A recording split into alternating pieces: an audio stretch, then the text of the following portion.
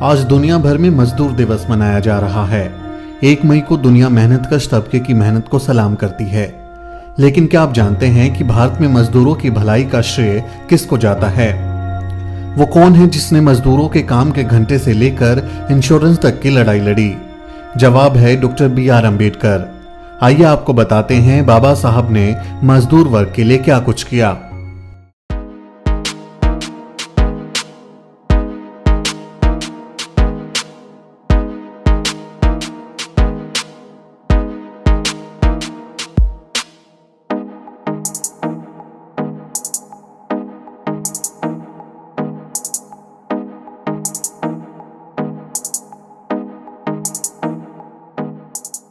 आज भारत में काम के 8 घंटे हैं तो इसका श्रेय बाबा साहब को ही जाता है। 27 नवंबर 1942 को ही 7वीं लेबर कॉन्फ्रेंस में बाबा साहब ने काम के घंटे 14 से घटाकर 8 कर दिए। उससे पहले भारत में मजदूरों को 14 से 15 घंटे काम करना पड़ता था। ये बिल पेश करते हुए बाबा साहब ने कहा था, काम के घंटे घटाने का मतलब है रोजगार का बढ़ना, लेकिन काम का समय 12 से 8 घंटे किए जाते समय वेतन कम नहीं किया जाना चाहिए। मजदूरों को दुर्घटना बीमा दिया, प्रोविडेंट फंड, TADA और मेडिकल लीव जैसे बेनिफिट्स भी दिलाए। बाबा साहब ने मजदूरों की भलाई के लिए खुद 10 बिल ड्राफ्ट किए। उन्होंने the coals mine safety stowing bill, the factories amendment bill, the factories second amendment bill, workman compensation amendment bill, the Indian mines amendment bill, workers welfare and social security bill, mica mines welfare bill, industrial workers housing and health bill और tea control amendment bill जैसे कानून भी लाए। आज के नेता AC कमरों में बैठकर नीतियां बनाते हैं, लेकिन बाबा साहब खुद ग्राउंड जीरो पर पहुंचते थे। बाबा साहब ने खुद धनबाद कोल माइंस और रानीगंज कोल फील्ड का दौरा किया और खदानों में काम करने वाले मजदूरों की हालत पर विस्तृत रिपोर्ट भी बनाई। 9 अप्रैल 1946 को Babasaheb mica mines labour welfare fund bill लेकर आए ताकि मजदूरों की भलाई के लिए अलग से एक फंड बनाया जा सके। 29 जुलाई 1943 को बाबा साहब कई और बिल लेकर आए। माइंस में काम करने वाली महिलाओं के लिए mines maternity benefit amendment bill लेकर आए और उसे पास कराया ताकि बच्चा पैदा होने पर महिला को मातृत्व अवकाश मिले और उसका वेतन भी ना कटे। Mines maternity benefit amendment bill पर बोलते हुए बाबा साहब ने कहा था, यह काम से अनुपस्थित या काम से शब्द को हटाने के लिए है, जो मातृत्व लाभ अधिनियम की धारा 5 से अस्पष्टता का कारण बनता है। और इस खंड को इस आशय को पढ़ने के लिए सलाह दी जाती है कि 4 सप्ताह से पहले हर दिन महिला को प्रसव से पहले मातृत्व लाभ का हक हो।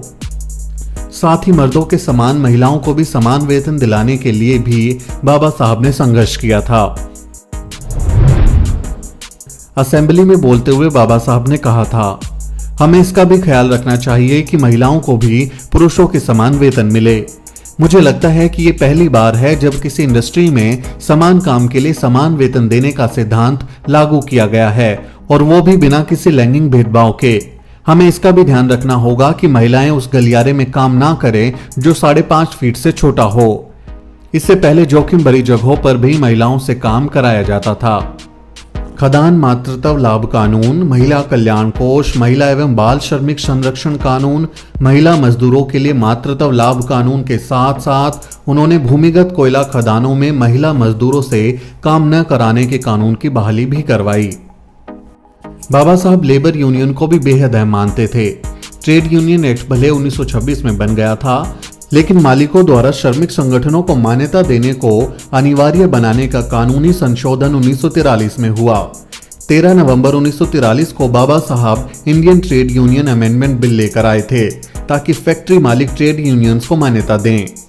इसी समय काम करते समय दुर्घटना का बीमा, जिसे बाद में ASI का रूप मिला, कानून बना। इसी समय बने कोयला और मीका कर्मचारियों के प्रोविडेंट फंड और सारे मजदूरों के प्रोविडेंट फंड भी अस्तित्व में आए। बाबा साहब ने 15 अगस्त 1936 को इंडिपेंडेंट लेबर पार्टी की स्थापना की थी। उसके टिकट पर वे निर्वाचित हुए और 7 नवंबर 1938 को 1 लाख से ज्यादा मजदूरों की हड़ताल का नेतृत्व भी डॉक्टर अम्बेडकर ने किया था। इस हड़ताल के बाद सभा को संबोधित करते हुए उन्होंने मजदूरों का आह्वान किया कि मजदूर मौजूदा लेजिस्लेटिव काउंसिल में अपने प्रतिनिधियों को चुनकर सत्ता अपने हाथों में ले ले। 7 नवंबर की हड़ताल से पहले 6 नवंबर 1938 को लेबर पार्टी द्वारा बुलाई गई इस मीटिंग में बड़ी संख्या में मजदूरों ने हिस्सा लिया। अंबेडकर स्वयं खुली कार से श्रमिक क्षेत्रों का भ्रमण कर हड़ताल सफल बनाने की अपील कर रहे थे। यह हड़ताल डॉक्टर अंबेडकर ने मजदूरों के हड़ताल करने के मौलिक अधिकार की रक्षा के लिए बुलाई थी। दरअसल सितंबर 1948 में बम्बई विधानमंडल में कांग्रेस पार्टी की सरकार ने औद्योगिक विवाद विधेयक प्रस्तुत किया था। इस विधेयक के तहत कांग्रेसी सरकार ने हड़ताल को आपराधिक कार्रवाई की श्रेणी में डालने का प्रस्ताव किया था। डॉक्टर अंबेडकर ने विधानमंडल में इस विधेयक का विरोध करते हुए कहा, हड़ताल करना सिविल अपराध है, फौजदारी गुनाह नहीं।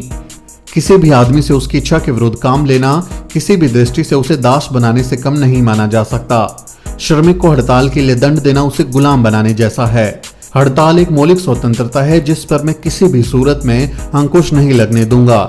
यदि स्वतंत्रता कांग्रेसी नेताओं का अधिकार है तो हड़ताल भी श्रमिकों का पवित्र अधिकार है। डॉक्टर अंबेडकर के विरोध के बावजूद कांग्रेस ने बहुमत का फायदा उठाकर इस बिल को पास करा लिया था।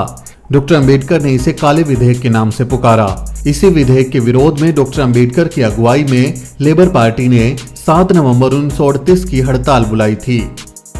17 सितंबर 1937 को उन्होंने महारों को गुलाम बनाए रखने के लिए चली आ रही वतन प्रथा खत्म करने के लिए एक विधेयक पेश किया था। वतन प्रथा के तहत थोड़ी सी जमीन के बदले महारों को पूरे गांव के लिए श्रम करना पड़ता था और अन्य सेवा देनी पड़ती थी। एक तरह से वे पूरे गांव के बंधुआ मजदूर होते थे।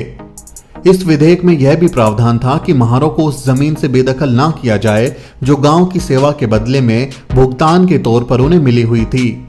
मजदूरों और किसानों के संघर्ष की अगुवाई करते हुए डॉक्टर अंबेडकर ने सोशलिस्टों और कम्युनिस्टों का भी सहयोग लिया, लेकिन ये सहयोग ज्यादा दिन नहीं चल पाया क्योंकि कम्युनिस्ट और सोशलिस्ट पूंजीवाद को दुश्मन मानते थे, लेकिन वे ब्राह्मणवाद के खिलाफ संघर्ष करने को बिल्कुल ही तैयार नहीं थे।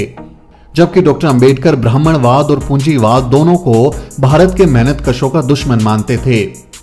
12 से 23 फरवरी 1938 को मनमाड में अस्पृश्य रेलवे कामगार परिषद की सभा की अध्यक्षता करते हुए डॉक्टर अंबेडकर ने कहा था, भारतीय मजदूर वर्ग ब्राह्मणवाद और पूंजीवाद दोनों का शिकार है और इन दोनों व्यवस्थाओं पर एक ही सामाजिक समूह का वर्चस्व है, लेकिन कांग्रेस, सोशलिस्ट और वामपंथी तीनों अस्पृश्य कामगारों के विशेष दुश्मन ब्राह्मणवाद से संघर्ष करने को तैयार नहीं हैं। बाबा साहब ने इस देश के मजदूरों के लिए इतना कुछ किया, लेकिन फिर भी उन्हें मजदूर नेता के रूप में मान्यता नहीं मिल पाई। साजिश के तहत उन्हें सिर्फ दलितों के नेता तक सीमित कर दिया गया। ना ही मजदूरों पर उनके काम को पढ़ने दिया गया और ना ही कभी उनके इस अमूल्य योगदान को दुनिया के सामने सही ढंग से प्रस्तुत किया। लेकिन सच ज्यादा समय तक छुप नहीं पाता। बाबा साहब जैसे महानायक को आज पूरी दुनिया